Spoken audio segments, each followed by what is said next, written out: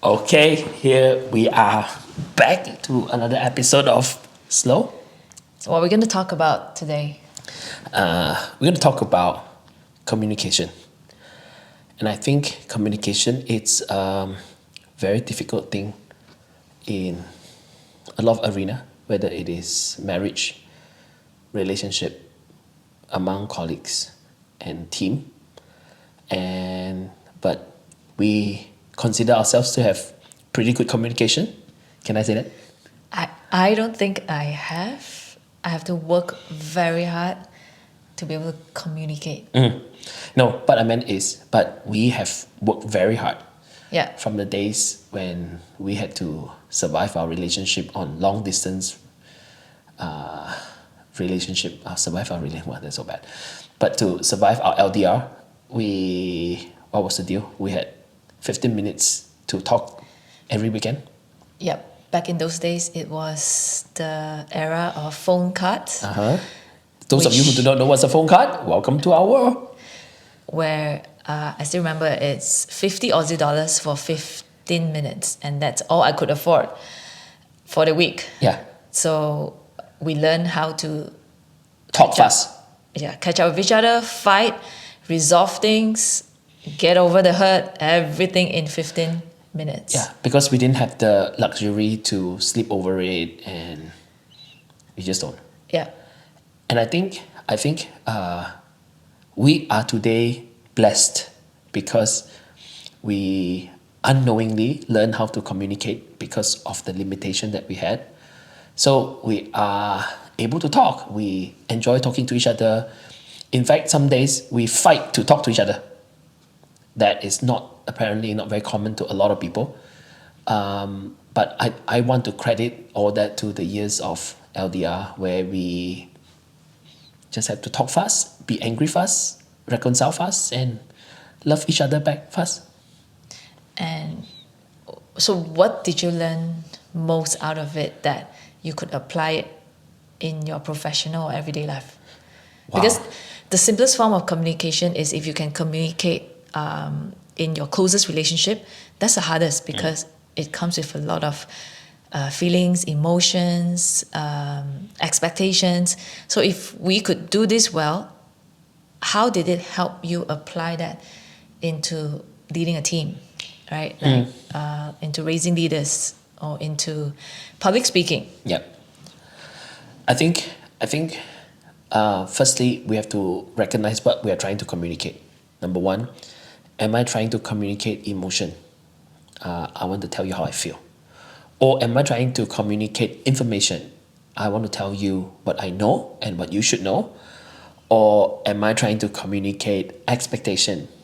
So I think when we communicate and we are not able to differentiate all of them, I don't think we can all the time because sometimes we are emotionally charged. But if we're not able to distinguish between any of these three, the other party will respond. Maybe you are communicating information, and then the other party thought that you are communicating expectation. Yeah. Then it ends up in a fight. Or maybe I'm communicating expectation and I need help, for example. I need to be heard. I need to be encouraged. But the other side thought that I'm being emotional. Then I'm being confronted. And so I'm disappointed. And you disappointed because, I thought, that's what you're trying to convey the message to me. And I think the moment we recognize from the perspective of a person who is communicating, say for example, if I communicating expectation to my team, this is what I want done, but the team thought that I only want to communicate information. So when I don't get the response from them, I get upset. Then the team is surprised that, oh, why are you upset? I thought it was just an information. So I guess as a person who is communicating, we try our very best to know what am I trying to communicate first. And I guess it would be way more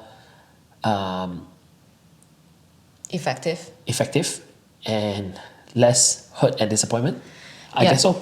I remember in those days when I get really uptight about something, it goes on in my head. right? Everything happens in my head, all the thoughts, the negativity and everything. And I think that's where most people struggle with it, to actually communicate what is it that they want, Yeah. right? So I remember in those days, I would say things to purposefully hurt you so that you know that I am hurting, and in return, you are going to make amends or make it work for me or pacify me. But that message doesn't come across as that way. What you hear is actually maybe blame. Yeah. I'm just blaming you for something that you felt you didn't do okay, anything wrong. You just play back what you just said, right? It's so complicated.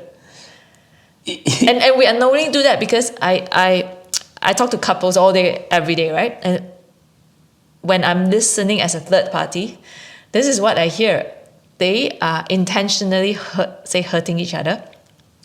Is it to get attention or not? Yes, to get the attention they need, but they fail to communicate what it is they need, right? Attention is so broad, it's so general. Attention can be someone doing something for you. Attention could be someone just looking at you. Attention could be someone just holding you, right?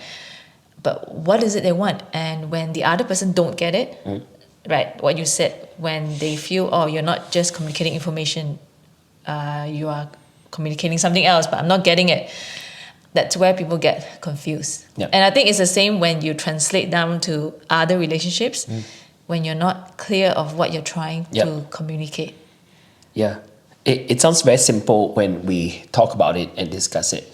But in the heat of the moment, you have to deal with your own emotion, your fear.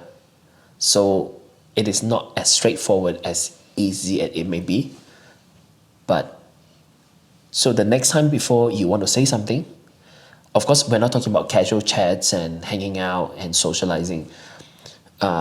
The next time you want to communicate something to somebody, it is good to work it out in your heart, in your mind. What actually do you want first? You know, a simple thing like, are you hungry? It is actually communicating an expectation that I'm actually hungry. But we don't normally say, I'm hungry. We always ask, are you hungry? So there's an expectation. But that statement is an information to the listener, like to you. Yeah.